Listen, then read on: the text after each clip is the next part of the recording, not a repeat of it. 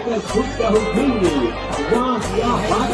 जैसे कि गैस अब मन देख सका था, हम आए हैं कटघोरा के मेला, मतलब मैं आया हूँ। हाँ, तो अभी जा था कटघोरा के देखता था आज के माहौल कैसे। आज शनिवार है, दूसरा शनिवार हमारे कटघोरा मेला के, तो दिखा था ना आप मतलब कैसे है नजारा आज की। देख सका था हम कटघोरा मेला पहुंच चुके हैं हम, और अभी हम जाने वाले हैं कटघोरा मेला के अंदर में।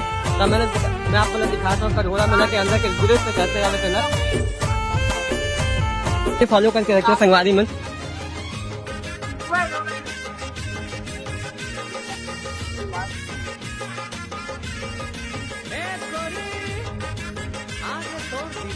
घुसते देखते कि मेरे बहन शॉपिंग में लग गई हवे, और मैं थोड़ा आगे जाके देखता हूँ कि कोई और फूड नहीं है जो पहचान के है मोर, तो इसी के साथ देखता हूँ कि और कोई नहीं है जो मतलब पहचानता है। तो मजाक वाली बात है काहे कि अभी इतना छोटा क्रिएटर ले पहचान फेमस नहीं हुआ हूँ मैं, जो अभी मतलब इसी के साथ में संगवारी हन मिलता है हम नेक्स्ट ब्लॉग में। तब तक बने रहे हमारे साथ।